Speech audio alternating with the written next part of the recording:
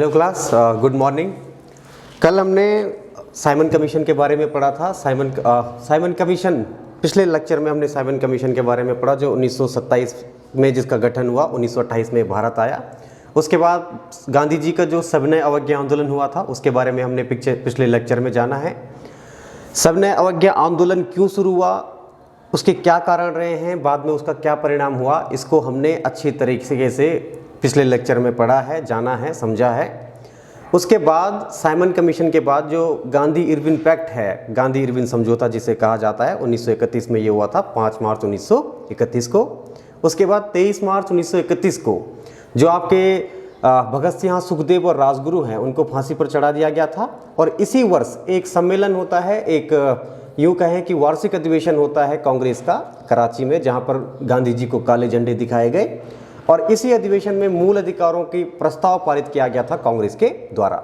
ऐसा हमने कल तक पढ़ा है। सविनय अवज्ञा आंदोलन कहाँ कहाँ इसका प्रभाव देखने को मिला है, भारत के किन किन क्षेत्रों में किस किस व्यक्ति ने इस आंदोलन का नेतृत्व किया। जैसे आपके सीमांत गांधी है, खान अब्दुल गफ्फार खां, उनके द्वारा पेशावर वाले क्षेत्र में इस आंदोलन का नेतृत्व किया गया।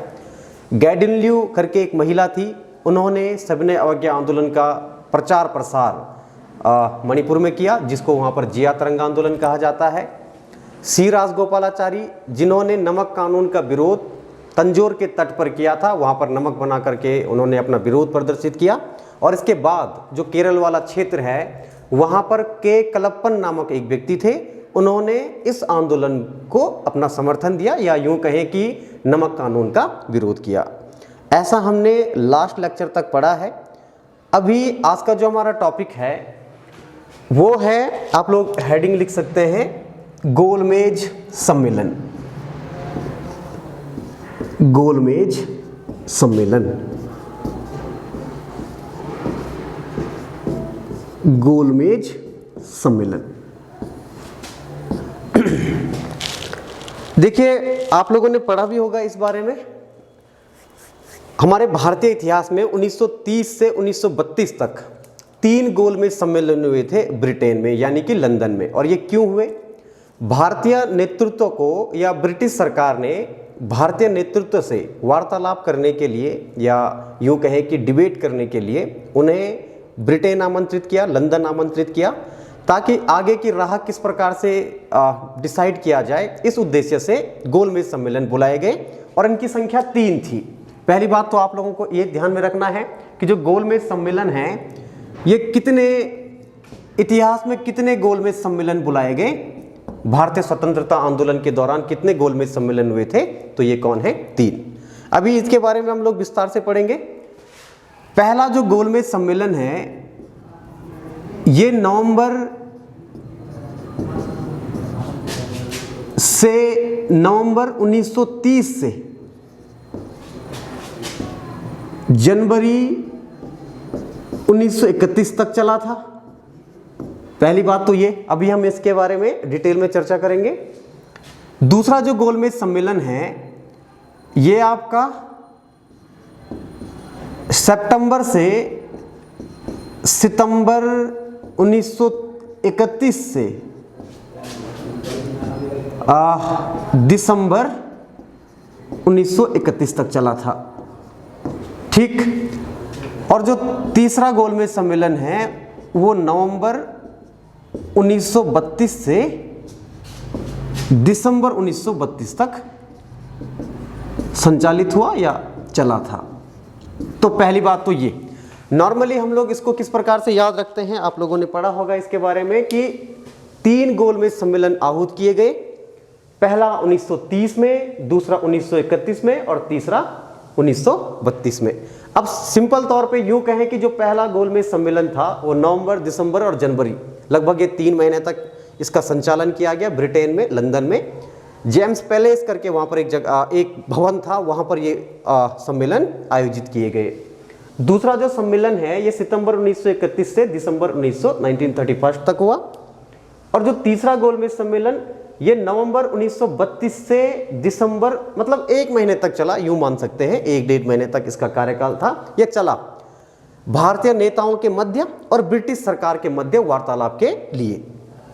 अब इन गोलमेज सम्मेलनों की क्या क्या विशेषताएं हैं, भारतीय राजनीति पर इसका क्या प्रभाव देखने को मिला, और गांधी जी ने किस किस गोलमेज सम्मेलन में प्रतिभाग किया, कांग्रेस ने किस गोलमेज सम्मेलन में प्रतिभाग किया, और भारतीय इतिहास के हुए कौन नेता थे जिन्होंने तीनों सम्मेलन में प्रतिभाग किया, किस सम्मेलन में कितने मेंबर थे और किस सम्मेलन की क्या विशेषता थी। इस प्रकार के प्रश्न पेपर में पूछे जाते हैं। कई बार इसके संख्या पूछे जाने की संभावना होती है, पेपर में वो पूछ सकता है कि प्रथम गोलमेज सम्मेलन में कुल कितने सदस्य शामिल थे, ऐसा भी पूछे जाने की संभावना है।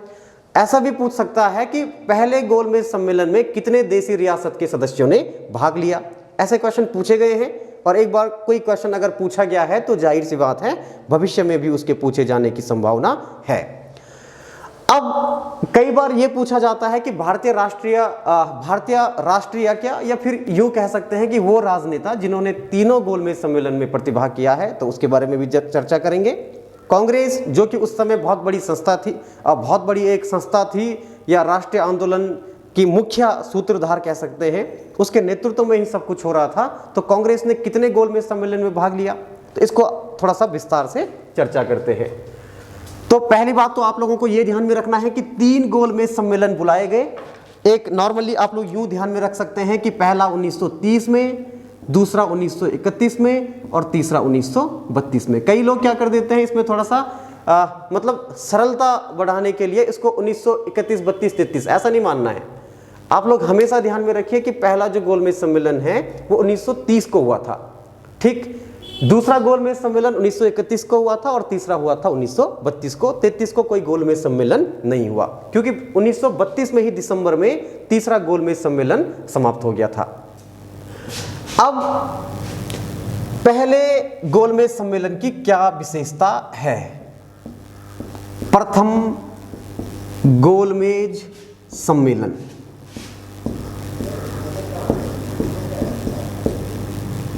प्रथम गोलमेज सम्मेलन, और जैसे कि अभी बताया है सितंबर टू दिसंबर तक ये चला था, सितंबर से दिसंबर 1930 तक।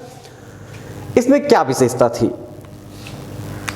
पहली बात तो ये कि इस गोलमेज सम्मेलन का कांग्रेस ने पूर्ण रूप से बहिष्कार किया, विरोध किया। वो इसलिए क्योंकि इस दौरान हमारे देश में सविनय अवज्ञा आंदोलन चल रहा है। हालांकि गांधी जी जेल में हैं, उनको मई 1930 में जेल में बंद कर दिया गया था, ऐसा हमने लास्ट लेक्चर में पढ़ा है। अभी क्योंकि कांग्रेस और कांग्रेस के जो लीडरशिप हैं वो अभी इसका विरोध कर रहे हैं, तो जाहिर सी बात है कांग्रेस इसमें पार्टिसिपेट नहीं करेगी। इस दौरान जब ये हुआ था तो भारत के कुल इसमें 46 सदस्य शामिल हुए थे। पहली बात तो ये ध्यान में रखनी है कि प्रथम गोलमेज सम्मेलन में कितने सदस्य शामिल हुए, तो उनकी संख्या थी 46। कांग्रेस ने इसका विरोध किया, तो जाहिर सी बात है कांग्रेस का कोई भी मेंबर प्रथम गोलमेज सम्मेलन में पार्टिसिपेट नहीं करेगा। हाँ, एक चीज और है, अगर यूं पूछता है कि गोलमेज सम्मेलन आहूत कहाँ किए जाते थे, हुए कहाँ थे, तो लंदन में वहां पर जो जेम्स पैलेस एक भवन है, वहां पर जो सम्राट का जो भवन हुआ करता था, वहां पर ये हुए लंदन में। कितने मेंबर ने भाग लिया था प्रथम गोलमेज सम्मेलन में? तो 46 सदस्य। अब क्योंकि कांग्रेस इसका विरोध कर रही है तो कांग्रेस का कोई भी मेंबर नहीं जाएगा। अब कौन कौन गए थे? तो जो मुस्लिम लीग है, लीग के कई सदस्य इसमें गए। लीग ने इस गोलमेज सम्मेलन में प्रतिभाग किया। दूसरा, भारतीय दलित संघ, इसने भी इसमें प्रतिभाग किया। सिख समुदाय था, उन्होंने भी प्रथम गोलमेज सम्मेलन में प्रतिभाग किया था। और फिर जो आपका एंग्लो इंडियन समुदाय था उस समय भारत का, उसने भी इस प्रथम गोलमेज सम्मेलन में प्रतिभाग किया था। तो ये वो लोग थे जिन्होंने प्रथम गोलमेज सम्मेलन में भाग लिया। और एक दूसरी चीज इसमें छूट गई है, उसका नाम है हिंदू महासभा। ये इंपॉर्टेंट है, हिंदू महासभा। ये वो लोग हैं, मुस्लिम लीग, भारतीय दलित संघ, सिख समुदाय, एंग्लो इंडियन और हिंदू महासभा। ये वो संगठन हैं या फिर वो संघ हैं जिन्होंने प्रथम गोलमेज सम्मेलन में लंदन में पार्टिसिपेट किया था। एक चीज और इसमें मैं ऐड कर दे रहा हूं, और वो ये है कि 16 देशी रियासतों के सदस्यों ने या 16 देशी रियासतों के प्रतिनिधियों ने इस प्रथम गोलमेज सम्मेलन में भाग लिया था। ये इंपॉर्टेंट है। प्रथम गोलमेज सम्मेलन में कितने देशी रियासतों के प्रतिनिधियों ने भाग लिया? तो 16 देशी रियासत के प्रतिनिधि इसमें शामिल थे।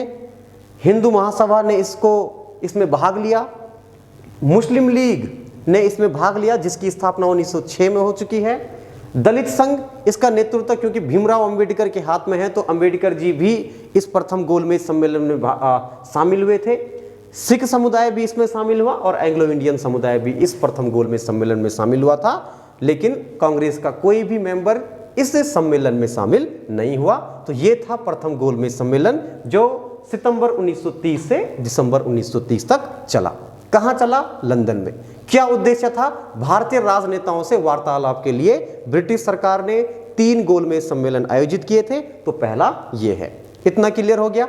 आप लोग इसको नोट कर सकते हैं। जहां जहां पर मैं ये कह रहा हूं कि ये एग्जाम की दृष्टि से इंपॉर्टेंट है, तो आप लोग अपने नोट्स बना करके इसको लिखें, थोड़ा सा डेफिनेशन करके। जैसे कि प्रथम गोलमेज सम्मेलन में 46 सदस्यों ने भाग लिया। ये गोलमेज सम्मेलन लंदन के जेम्स पैलेस में आयोजित किया गया। इस समय ब्रिटेन के प्रधानमंत्री रैमजे मैकडोनाल्ड थे। ये इंपॉर्टेंट है। इंपॉर्टेंट इसलिए है क्योंकि ये रैमजे मैकडोनाल्ड वही हैं जो अगले साल यानी कि 1932 में एक सांप्रदायिक पंचायत की घोषणा करेंगे। तो ये महत्वपूर्ण बन जाता है। तो 46 सदस्यों ने भाग लिया, लंदन में आयोजित किया गया। कांग्रेस के किसी भी सदस्य ने इसमें भाग नहीं लिया है। ये जो चीजें हैं, लीग, दलित संघ, सिख, हिंदू महासभा, एंग्लो इंडियन और 16 देशी रियासतों के सदस्य, ये प्रतिनिधि, इन्होंने इसमें भाग लिया है। तो आप लोग इस चीज को नोट कर सकते हैं।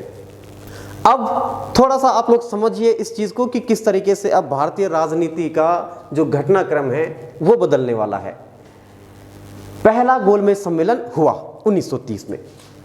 अब इसके बाद क्या होता है, थोड़ा सा समझिए इस चीज को। और जहां पर किसी को कोई डाउट होता है तो आप लोग पूछे, कमेंट के माध्यम से पूछ सकते हैं। पहले गोलमेज सम्मेलन में कांग्रेस का कोई भी मेंबर नहीं है, क्योंकि भारत में सविनय अवज्ञा आंदोलन चल रहा है और गांधी जी को गिरफ्तार किया गया है। गांधी जी अपनी मांग पर अड़े हुए हैं। जो मांग उन्होंने इरविन के सामने रखी थी, उस मांग पर वो अड़े हुए हैं और पूरे देश में सविनय अवज्ञा आंदोलन चल रहा है। अब इसी बीच क्या हुआ, कल हमने पढ़ा था कि 5 मार्च 1931 को 1931 को गांधी जी और इरविन के मध्य एक समझौता हुआ था। इसे हम लोग भारतीय इतिहास में कहते हैं गांधी इरविन पैक्ट या गांधी इरविन समझौता। देखिए, इसको समझ के चलिए, रट्टा बिल्कुल भी नहीं मारना है। बहुत आसानी से इसको समझना है कि पहला गोलमेज सम्मेलन हुआ और कांग्रेस का कोई भी मेंबर शामिल नहीं है। क्यों नहीं है और कब होंगे, इसको समझते हैं। 5 मार्च 1931 को महात्मा गांधी, 2 आदमी थे, एक का नाम था तेजपाल सप्रू और दूसरे व्यक्ति का नाम था जयकर। इन दोनों की मध्यस्थता में या इन दोनों के प्रयासों से उस समय के भारतीय वायसराय लॉर्ड इरविन और महात्मा गांधी के बीच दिल्ली में एक समझौता हुआ। उसको दिल्ली पैक्ट भी बोलते हैं, गांधी इरविन समझौता भी कहा जाता है। और इस समझौते में कौन कौन सी बातें निखर कर सामने आई। पहली बात तो ये कि लॉर्ड इरविन ने महात्मा गांधी की सभी मांगों को स्वीकार कर लिया, लगभग सभी मांगों को स्वीकार कर लिया। और महात्मा गांधी ने भी सविनय अवज्ञा आंदोलन को स्थगित करने का निर्णय लिया इस गांधी इरविन समझौता के तहत। और दूसरी बात क्या थी कि गांधी जी ने इसी सम्मेलन में ये चीजें भी स्वीकार कर ली कि जो दूसरा सम्मेलन होगा गोलमेज सम्मेलन, उसमें महात्मा गांधी पार्टिसिपेट करेंगे। अब देखिए, समझिए इस चीज को। गांधी इरविन पैक्ट कब हुआ था? मार्च 1931 को।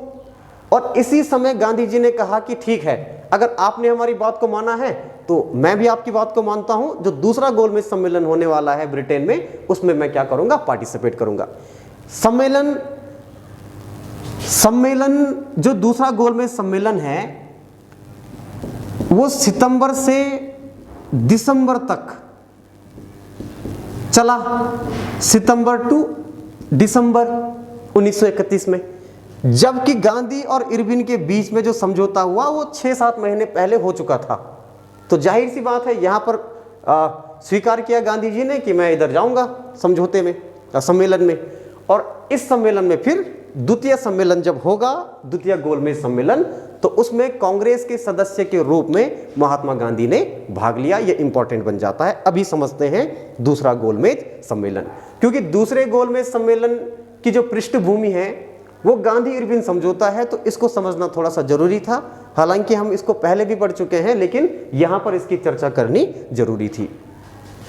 अब बात आती है दूसरे गोलमेज सम्मेलन की, तो आप लोग हेडिंग लिख सकते हैं, द्वितीय गोलमेज सम्मेलन। द्वितीय गोलमेज सम्मेलन, द्वितीय गोलमेज सम्मेलन ये हुआ था सितंबर 1931 से दिसंबर 1931 तक। लगभग 3-4 महीनों तक ये सम्मेलन चलता रहा। ऐसा नहीं कंटिन्यू, मतलब कुछ समय तक चला, फिर उसके बाद कुछ स्थगित कर दिया गया, मतलब एक समय तक इसको गैप दे दिया, फिर से गोलमेज सम्मेलन हुआ। तो ये पूरा का पूरा जो गोलमेज सम्मेलन है ये 1931 में हुआ था, सितंबर से दिसंबर तक। पहली बात ये। दूसरी महत्वपूर्ण बात क्या है? दूसरी महत्वपूर्ण बात ये है कि जो पहला गोलमेज सम्मेलन था उसमें 89 मेंबर्स ने भाग लिया। मैंने 46 कह दिया है, 46 लास्ट वाले में लेगा। प्रथम गोलमेज सम्मेलन में सदस्यों की संख्या कितनी थी? उसमें 89 थे पहले गोलमेज सम्मेलन में। दूसरे गोलमेज सम्मेलन में सदस्यों की संख्या होगी 21 और तीसरे गोलमेज सम्मेलन में सदस्यों की संख्या होगी 46। वहां पर थोड़ा सा वो हो गया था, तो आप लोग ध्यान में रखिए। प्रथम गोलमेज सम्मेलन में कुल सदस्य कितने शामिल हुए थे? तो 89 शामिल हुए थे, जबकि तृतीय गोलमेज सम्मेलन में हुए थे 46 और दूसरे गोलमेज सम्मेलन में 21 व्यक्तियों ने प्रतिभाग किया। क्योंकि गांधी इरविन समझौते के तहत महात्मा गांधी ने कहा था कि द्वितीय गोलमेज सम्मेलन में वो शामिल होंगे, तो इस सम्मेलन में इन 21 सदस्यों में से कांग्रेस के सदस्य के रूप में महात्मा गांधी जी शामिल हुए। पहली बात तो ये महत्वपूर्ण है। इन 3 गोलमेज सम्मेलनों में से महात्मा गांधी ने एक बार पार्टिसिपेट किया था और वो था दूसरा गोलमेज सम्मेलन, या फिर यूं कह सकते हैं कि इन तीनों गोलमेज सम्मेलनों में से कांग्रेस ने सिर्फ एक गोलमेज सम्मेलन में पार्टिसिपेट किया, और वो गोलमेज सम्मेलन कौन था? दूसरा वाला। कांग्रेस कहो या गांधी जी कहो, ऐसा इसलिए है क्योंकि कांग्रेस के प्रतिनिधि के रूप में महात्मा गांधी ही उसमें शामिल हुए। बाकी और भी इनके साथ सदस्य थे, मदन मोहन मालवीय थी, सरोजनी नायडू थी, चक्रवर्ती सी राजगोपालाचारी हैं वो थे। लेकिन जो नेतृत्व करता है, जो लीडरशिप है, वो किसके उसमें हुई? महात्मा गांधी के उसमें। तो ये ध्यान में रखिए कि कांग्रेस का प्रतिनिधित्व किसने किया था दूसरे गोलमेज सम्मेलन में? तो ये कौन थे? गांधी जी। कब हुआ था? तो इसका कार्यकाल ध्यान में रखिए। मेंबर, प्रथम गोलमेज सम्मेलन में कितने मेंबर शामिल हुए? 89। दूसरे गोलमेज सम्मेलन में कितने सदस्य थे? तो 21। ये क्लियर हो गया। अब इसमें क्या महत्वपूर्ण है? इसमें इंपॉर्टेंट बात यह है कि भीमराव अंबेडकर एकमात्र व्यक्ति थे भारतीय राजनीति के या भारतीय इतिहास में जिन्होंने तीनों गोलमेज सम्मेलन में प्रतिभाग किया। अंबेडकर जी ने जब वो पहले गोलमेज सम्मेलन में भाग लिया था उन्होंने, तो वहां पर पहली बार उन्होंने दलितों के लिए पृथक निर्वाचन प्रणाली का प्रस्ताव रखा था। इंपॉर्टेंट बात है, इसको ध्यान में रखिए। पहली बार जब 1930 में जो पहला गोलमेज सम्मेलन था, तो उसमें अंबेडकर जी ने ब्रिटिश सरकार के समक्ष एक प्रस्ताव रखा, और उस प्रस्ताव में कहा गया था कि जो दलित हैं, जो शिल्पकार वर्ग हैं भारत का, उनके लिए पृथक निर्वाचन प्रणाली की व्यवस्था की जाए, जैसे कि मुस्लिमों के लिए चली आ रही है 1909 के एक्ट के तहत। ऐसा उन्होंने वहां पर प्रस्ताव रखा, लेकिन वहां पर उस प्रस्ताव पर ज्यादा चर्चा नहीं हुई। सेकंड गोलमेज सम्मेलन जब गांधी जी भी वहां पर शामिल हुए, तो इस सम्मेलन में भी अंबेडकर जी ने, इस सम्मेलन में भी जो भीमराव अंबेडकर हैं, इन्होंने दलितों के लिए पृथक निर्वाचन प्रणाली का प्रस्ताव रखा। अब देखिए यहां पर क्या होता है। अंबेडकर जी कह रहे हैं कि जो दलित हैं,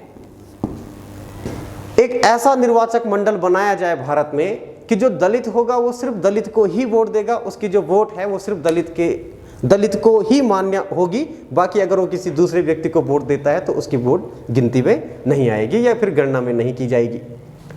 ये प्रस्ताव जैसे ही अंबेडकर जी रखते हैं तो गांधी जी नाराज हो गए और दोनों के बीच में मतभेद हो गए। मतभेद का मतलब यूँ कह सकते हैं कि गांधी जी इसके पक्षधर नहीं थे बिल्कुल भी, जबकि अंबेडकर ये चाहते थे कि दलितों का अपना एक प्रतिनिधि मंडल हो और प्रतिनिधि मंडल के साथ साथ अलग से एक पृथक निर्वाचन मंडल हो, जबकि गांधी जी चाहते थे कि सभी एकजुट करके रहें ताकि देश की जो आज़ादी की राह है वो बहुत ज़्यादा सुगम हो जाए। इसलिए महात्मा गांधी और अंबेडकर जी के बीच में ये मतभेद उभर करके सामने आ गए और इसी मतभेद के चलते जो द्वितीय गोलमेज सम्मेलन है वो क्या हो गया, समाप्त हो गया। और कब हुआ? दिसंबर 1931 में। पहली बात ये। अब इस समय जो सिंपल सी बात है, साधारण सी बात, एक दो चीजें आप लोगों को द्वितीय गोलमेज सम्मेलन के अंतर्गत याद रखनी है। एक ये कि द्वितीय गोलमेज सम्मेलन कब हुआ था, तो 1931 में। पहला पॉइंट तो ये। दूसरा ये कि जो महात्मा गांधी है, कई बार पूछा जाता है, वन लाइन क्वेश्चन कई बार पूछता है कि महात्मा गांधी द्वितीय गोलमेज सम्मेलन के दौरान किस जहाज के माध्यम से ब्रिटेन गए, ऐसा जहाज का नाम भी पूछा जाता है। तो उस जहाज का नाम था राजपूताना। राजपूताना नामक जहाज के द्वारा महात्मा गांधी कहाँ गए? ब्रिटेन गए। तो एक, इस समय ब्रिटेन के प्राइम मिनिस्टर कौन है? तो ब्रिटेन के जो प्रधानमंत्री हैं उनका नाम है रैमजे मैकडोनाल्ड।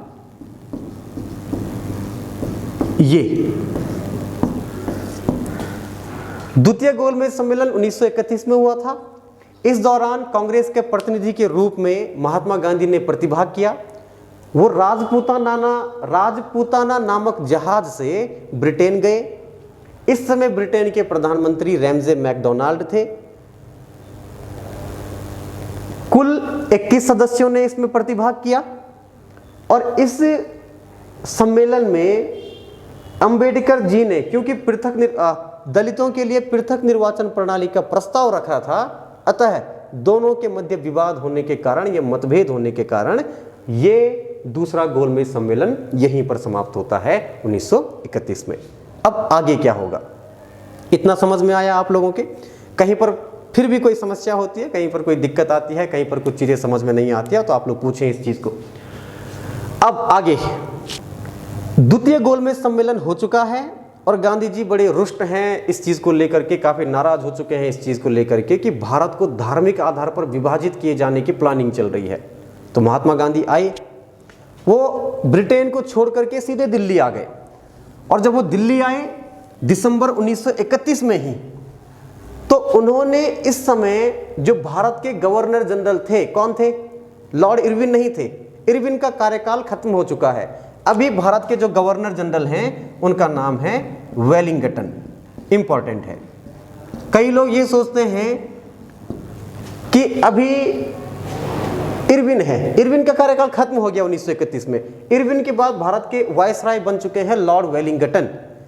महात्मा गांधी जब दूसरे गोलमेज सम्मेलन के बाद इंडिया आए तो उन्होंने, गांधी जी ने वेलिंगटन से मिलना चाहा, लेकिन वायसराय ने मना कर दिया कि भाई मुझे कोई इंटरेस्ट नहीं है मिलने में।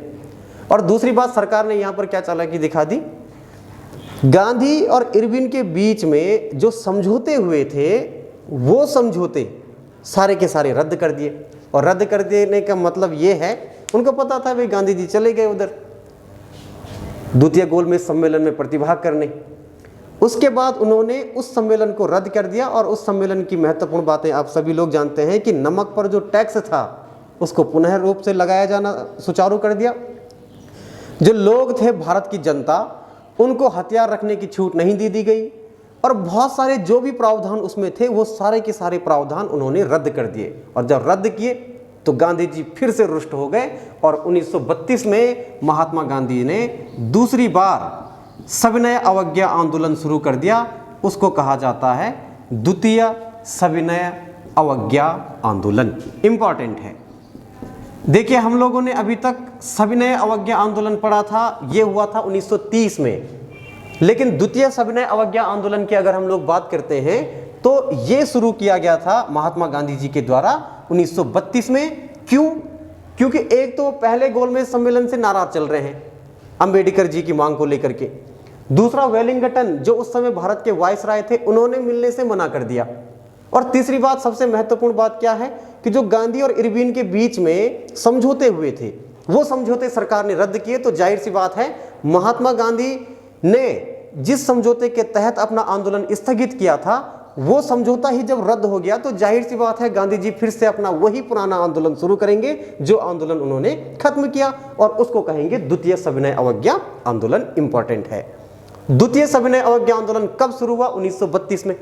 अब देखिए, पहला सविनय अवज्ञा आंदोलन के दौरान उन्होंने डांडी मार्च की थी 12 मार्च से 6 अप्रैल तक, और उस पहले सविनय अवज्ञा आंदोलन के दौरान इरविन ने गांधी जी को समझाया और गांधी जी ने एक समझदार होने के नाते अपना आंदोलन वापस ले लिया और गोलमेज सम्मेलन में प्रतिभाग किए। लेकिन यहाँ पर सरकार ने फिर से अपना यू टर्न लिया और गांधी जी एकदम से शॉक्ड हो गए, इसलिए उन्होंने फिर से अपना दूसरा सविनय अवज्ञा आंदोलन शुरू कर दिया। ये सविनय अवज्ञा आंदोलन 1932 से लेकर के 1934 तक चला था। तो इम्पॉर्टेंट है, आप लोग इस चीज़ को ध्यान में रखिए। साथ में जैसे जैसे हम लोग पढ़ रहे हैं वैसे वैसे आप लोगों को लिखना भी है साथ में कि कौन से एग्ज़ाम की दृष्टि से कौन सा जो टॉपिक है, कौन सी लाइन, कौन सा पॉइंट इंपॉर्टेंट है, वैसा मैं बता भी दे रहा हूँ यहाँ पे। अब दूसरा सविनय अवज्ञा आंदोलन कब तक चलेगा? ये आंदोलन जैसे ही शुरू हुआ और तो उसी के बाद भारत के जितने भी बड़े बड़े नेता थे, जितने भी शीर्ष नेतृत्व था भारत का, उन सबको अंग्रेजों ने गिरफ्तार कर लिया। उनकी जो संपत्ति थी उसको जब्त कर लिया, कुर्क कर लिया, और एक एक करके जितने भी शीर्ष नेतृत्व था इंडिया का उन सबको जेल में डाल दिया।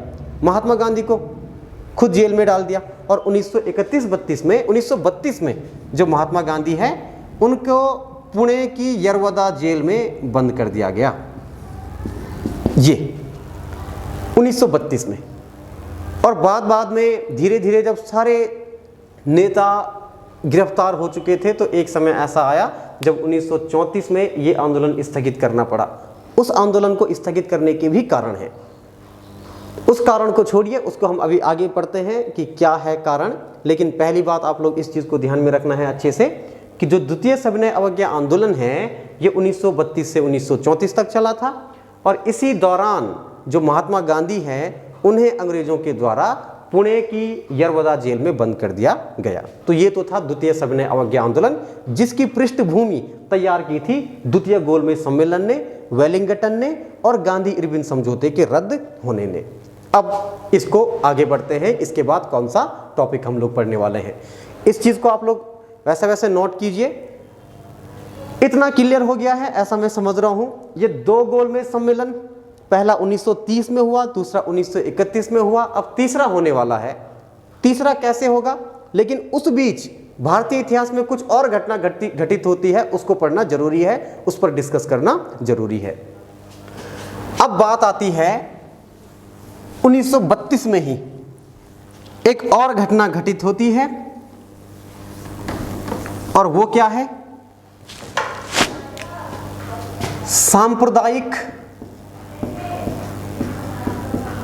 सांप्रदायिक निर्णय, या इसको कहा जाता है कम्युनल पंचाट 1932। ये देखो अभी क्या होता है। सांप्रदायिक निर्णय कहें या भारतीय इतिहास का आप लोग इसे कम्युनल पंचाट कह सकते हैं। ये क्या था? देखिए, पहला गोलमेज सम्मेलन जब हुआ तो इसी गोलमेज सम्मेलन में पहली बार भीमराव अंबेडकर ने दलितों के लिए पृथक निर्वाचन प्रणाली की मांग रखी थी। तो ये सांप्रदायिक निर्णय 1932 में ब्रिटेन के प्रधानमंत्री थे, इनका नाम है रैमजे मैकडोनाल्ड।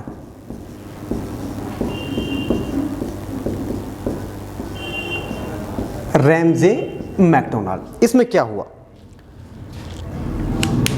देखिए जब पहला गोलमेज सम्मेलन हुआ था तो इस समय अंबेडकर जी ने पहली बार दलितों के लिए पृथक निर्वाचन प्रणाली का प्रस्ताव रखा था। फिर दूसरे सम्मेलन में भी वही हुआ। उन्होंने जब दूसरा सम्मेलन हुआ तो इस दौरान भी उन्होंने दलितों के लिए पृथक निर्वाचन प्रणाली का प्रस्ताव रखा, लेकिन गांधी जी ने इसे अस्वीकार करते हुए दोनों के बीच में जब मतभेद हो गए तो गांधी जी तो वापस आए। उन्होंने पूरे देश में द्वितीय सविनय अवज्ञा आंदोलन छेड़ दिया वेलिंगटन के उनसे न मिलने पर और गांधी इरविन समझौते को रद्द करने के कारण। अब ये सांप्रदायिक निर्णय क्या है, जैसे कि मैंने बताया कि इस समय ब्रिटेन के प्रधानमंत्री रैमजे मैकडोनाल्ड हैं। इन्होंने एक घोषणा की थी, जिसे कि सांप्रदायिक निर्णय या सांप्रदायिक घोषणा या कम्युनल पंचाट या कम्युनल अवार्ड कहा जाता है। इसमें क्या था, इन्होंने क्या किया कि इस घोषणा के तहत भारत का जो दलित वर्ग था, इस दलित वर्ग के संदर्भ में यह घोषणा थी और इसके तहत जो पृथक निर्वाचन प्रणाली थी, पृथक निर्वाचन प्रणाली को मुस्लिमों, सिखों के साथ साथ दलितों पर भी लागू कर दिया। अर्थात जब हमने 1909 का मार्ले मिंटो सुधार अधिनियम पढ़ा था तो इस सुधार अधिनियम के अंतर्गत पहली बार ये व्यवस्था की गई थी कि जो मुस्लिम होगा वो मुस्लिम को ही वोट देगा। मतलब ये कि 1909 के मार्ले मिंटो सुधार अधिनियम के तहत ही पहली बार मुस्लिमों के लिए पृथक निर्वाचन प्रणाली की व्यवस्था की गई। वो मुस्लिमों की अपनी मांग थी। अमृतसर अधिवेशन में उन्होंने ये प्रस्ताव रखा था, ये प्रस्ताव पारित किया था। लेकिन भारतीय दलितों के संदर्भ में अगर बात करें तो ये जो निर्णय था ये बहुत ज़्यादा घातक था भारतीय राजनीति के लिए या भारतीय इतिहास के लिए। इसीलिए इस सांप्रदायिक पंचायत की पूरे देश में आलोचना हुई। रैमजे मैकडोनाल्ड ने क्या कर दिया कि अब जो मुस्लिम होगा, मुस्लिम तो पहले से ही मुस्लिम को वोट देता आ रहा है, उसका जो पृथक निर्वाचन मंडल है वो तो पहले से ही स्थापित किया गया है। सिखों के लिए भी पृथक निर्वाचन प्रणाली की व्यवस्था इन्होंने कर दी। लेकिन सबसे बड़ी समस्या ये थी कि इन लोगों ने या इन प्रधानमंत्री ने या ब्रिटेन की सरकार ने अब ये जो पृथक निर्वाचन प्रणाली की व्यवस्था है ये दलितों पर भी लागू कर दी। इससे महात्मा गांधी उस समय यरवदा जेल में थे पुणे की, उन्होंने यहीं पर इसी पुणे की यरवदा जेल में अनशन करना शुरू कर दिया। ये बात हो रही है 1932 को। ये पूछा जाता है पेपर में कि जिस समय सांप्रदायिक निर्णय की घोषणा की गई या सांप्रदायिक पंचायत की घोषणा की गई उस समय गांधी जी कहाँ थे, और गांधी जी कहाँ थे, यरवदा जेल में। सांप्रदायिक पंचायत की घोषणा कब हुई थी ये आप लोगों को ध्यान में रखना पड़ता है। तो 1932 में हुई। किसके द्वारा यह घोषणा की गई थी, तो ब्रिटिश प्रधानमंत्री रैमजे मैकडोनाल्ड के द्वारा। और इसके तहत क्या उपबंध किया गया, तो वो क्या था कि जो दलित होगा वो मुस्लिम सिखों के जैसे दलितों को ही वोट देगा। अब गांधी जी पुणे की यरवदा जेल में है, उन्होंने यहां पर अनशन कर दिया। और ये अनशन कब किया था, 20 सितंबर 1932 को महात्मा गांधी ने इस दिन से अनशन शुरू कर दिया। और जैसे ही ये अनशन शुरू करते हैं उसके बाद मदन मोहन मालवीय, आपके चक्रवर्ती राजगोपालाचारी या जिनको सी राजगोपालाचारी कहा जाता है, इनके मध्यस्थता में या इनके हस्तक्षेप से उन्होंने अंबेडकर जी को मनाया, उनको बुलाया और फिर गांधी जी और भीमराव अंबेडकर के बीच में इस मुद्दे को लेकर के एक समझौता होता है, एक पैक्ट होता है, उसे कहा जाता है पूना पैक्ट। अब पूना पैक्ट क्या है इसको समझते हैं। सांप्रदायिक निर्णय के विरुद्ध इन्होंने ये अनशन शुरू कर दिया। सांप्रदायिक निर्णय क्या था आप लोग समझ गए कि इन्होंने कहा कि भाई अब जो दलित होगा, जो शिल्पकार वर्ग होगा वो शिल्पकार को ही या दलित को ही वोट देगा। गांधी जी यरवदा जेल में है, इन्होंने आंदोलन करना शुरू कर दिया, अनशन शुरू कर दिया। आंदोलन तो नहीं कहेंगे, अनशन कहेंगे। और इसी समय फिर मदन मोहन मालवीय और सी राजगोपालाचारी की मध्यस्थता में सितंबर 1932 को गांधी जी और अंबेडकर के बीच में, गांधी व अंबेडकर के बीच में एक समझौता होता है जिसको कहा जाता है पूना पैक्ट। महात्मा गांधी जेल में है और जेल में ही, वहीं पूना के यरबदा जेल में ही अंबेडकर जी के बीच में और गांधी जी के बीच में समझौता हुआ। इस समझौते को कहा जाता है पूना पैक्ट। दो चीजें हैं, एक हमने इससे पहले गांधी इरविन समझौता पढ़ा था। गांधी इरविन समझौता की अगर आप लोग बात करते हैं तो ये कहाँ हुआ? दिल्ली में। उसको कहा जाता है दिल्ली पैक्ट। अगर कभी दिल्ली पैक्ट पूछे तो आप लोगों का आंसर होगा 5 मार्च 1931। लेकिन पूना पैक्ट अगर पूछे तो पूना पैक्ट हुआ था पुणे में, महाराष्ट्र में। और ये किसके बीच में हुआ? गांधी जी और अंबेडकर जी के बीच में। एक साल बाद, वो मार्च में हुआ था 1931 में, और ये एक साल बाद सितंबर 1932 में हो रहा है। अब इसमें क्या क्या चीज़ें उभर करके सामने आई, जैसे कि अभी तक आप लोगों को बताया है कि गांधी जी बिल्कुल भी इस चीज़ के पक्षधर नहीं थे कि जो भारतीय समाज में जो दलित वर्ग है वो अलग हो। जबकि अंबेडकर दलितों का हित चाहते थे। उनका मानना यह था कि दलितों का हित तभी हो सकता है जब इनका अपना एक प्रतिनिधिमंडल बने, इनका अपना एक डेलीगेशन अलग से बने। अब दोनों गांधी जी क्योंकि अनशन पर बैठे हुए हैं, चक्रवर्ती राजगोपालाचारी, मदन मोहन मालवीय, इन्होंने अंबेडकर जी को मनाया, दोनों के बीच में समझौता हुआ। और इस समझौते में कौन कौन सी चीज़ें उभर करके सामने आई?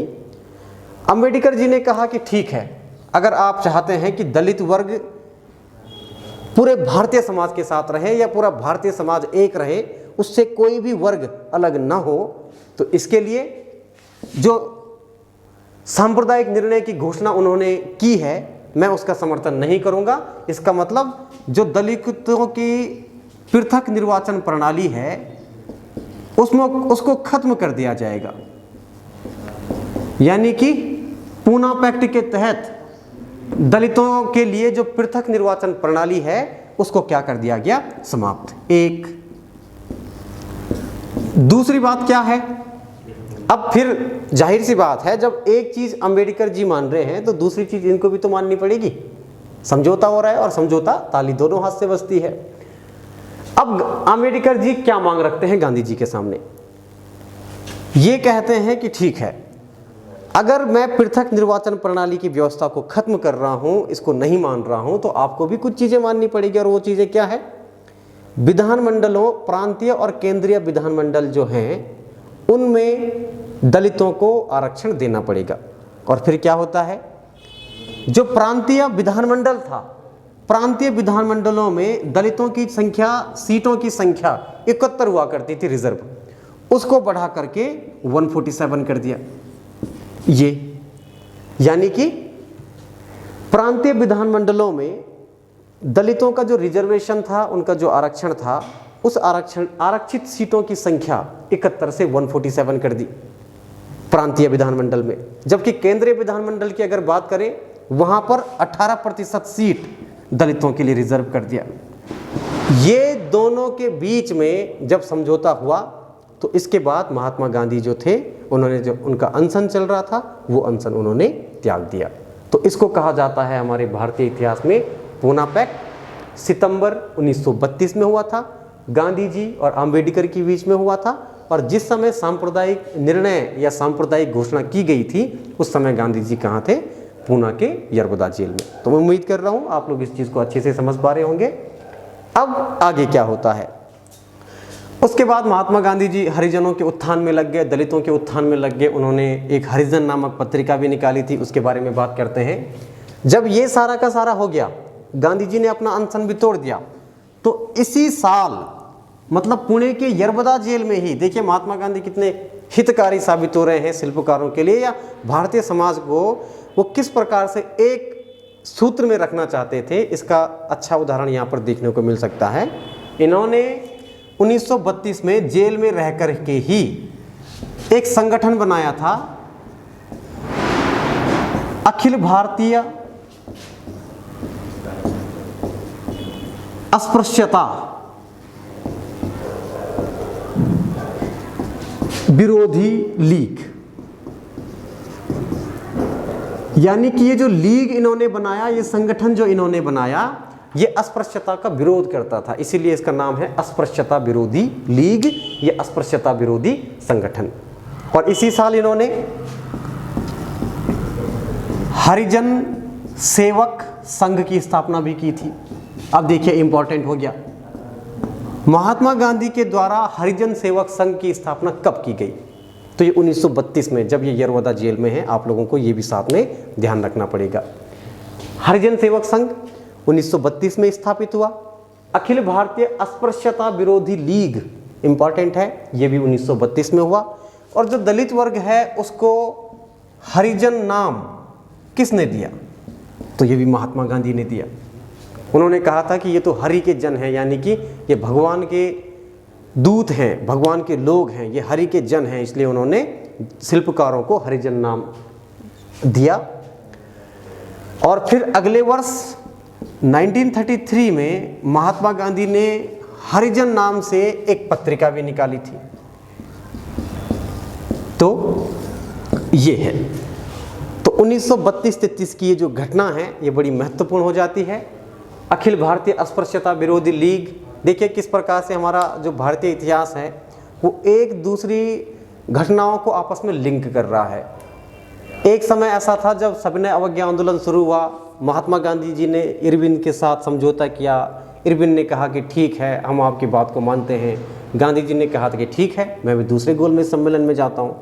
वहाँ पर गए, वहाँ पर अंबेडकर के बीच में और गांधी जी के बीच में विवाद हो गया इस चीज़ को लेकर के कि पृथक निर्वाचन प्रणाली की व्यवस्था होनी चाहिए, नहीं होनी चाहिए।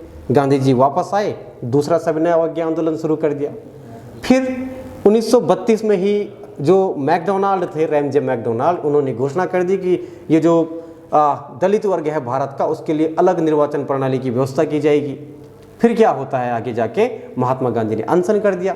और अनशन जब किया तो फिर मदन मोहन मालवीय और राजगोपालाचारी के हस्तक्षेप के तहत अंबेडकर जी के बीच और गांधी जी के बीच में एक समझौता होता है, उसको पूना पैक्ट बोलते हैं। 1932 ये सारी की सारी घटना इस समय की है। 1933 में इन्होंने हरिजन पत्रिका निकाली है, ये पेपर में पूछा जाता है। अगर हरिजन सेवक संघ पूछता है कि इसका गठन कब हुआ था तो 1932 में, किसके द्वारा? तो गांधी जी के द्वारा। और पत्रिका अगर पूछता है तो 1933 में महात्मा गांधी जी के द्वारा ये लॉन्च की गई। तो अभी तक जो हमने पढ़ा वो है पहला गोलमेज सम्मेलन। हम गोलमेज सम्मेलन पढ़ रहे थे, लेकिन इसी गोलमेज सम्मेलन को जिन घटनाओं, जो घटनाएं इस गोलमेज सम्मेलन को लिंक करती है, उसके बारे में भी हमने चर्चा की।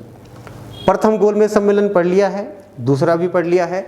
अब पढ़ते हैं तीसरा गोलमेज सम्मेलन।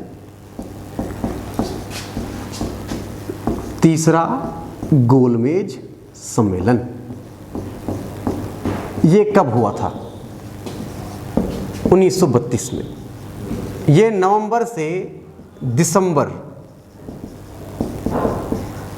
नवंबर टू दिसंबर 1932, 1932। इसमें कुल कितने मेंबर्स ने भाग लिया? 46। ये 46 थोड़ा सा मिस हो गया था, मिस्टेक से मैंने आपको पहले गोलमेज सम्मेलन में 46 कह दिया था, लेकिन प्रथम गोलमेज सम्मेलन में बताया है कि 89 मेंबर थे। दूसरे गोलमेज सम्मेलन में 21 सदस्य शामिल थे और तीसरे गोलमेज सम्मेलन में 46 सदस्य शामिल थे। 1932 में हुआ। इस गोलमेज सम्मेलन में क्या बात आती है? ब्रिटिश सरकार ने इस सम्मेलन के दौरान एक श्वेत पत्र जारी किया था, और ये श्वेत पत्र वो है जो कालांतर में भारत शासन अधिनियम 1935 के रूप में सामने आता है। और ये भारत शासन अधिनियम 1935 वो है जिसके तहत पहली कालांतर में 1937 में भारत में प्रांतीय चुनाव हुए। आज की डेट में जो हमारा कॉन्स्टिट्यूशन है, संविधान है, उसका 75% जो प्रभाव है वो भारत शासन अधिनियम 1935 का दिखता है। इसी के तहत आरबीआई की स्थापना की गई, बर्मा को अलग किया गया। तो ये बहुत व्यापक है 1935 का जो भारत शासन एक्ट है। और ये जो एक्ट है ये जो 1932 के तीसरे गोलमेज सम्मेलन के दौरान जारी किया गया श्वेत पत्र था, उसी का एक रूप है। ओके, तो इस प्रकार से हम लोगों ने पढ़ा है कि प्रथम गोलमेज सम्मेलन कब हुआ, द्वितीय कब हुआ, तीसरा कब हुआ, सविनय अवज्ञा आंदोलन दूसरी बार कब से स्टार्ट किया गया, दलितों के उत्थान के लिए महात्मा गांधी ने हरिजन पत्रिका कब निकाली, पूना पैक्ट कब हुआ, ये सारी घटनाएं हमने पढ़ी है। आप लोग इन चीज़ों को स्टेप वाइज स्टेप लिखिए, याद कीजिए, जहाँ पर किसी को समझ में नहीं आता है वहाँ पर आप लोग पूछ सकते हैं। बाकी आज के लिए इतना ही ठीक है। Thank you.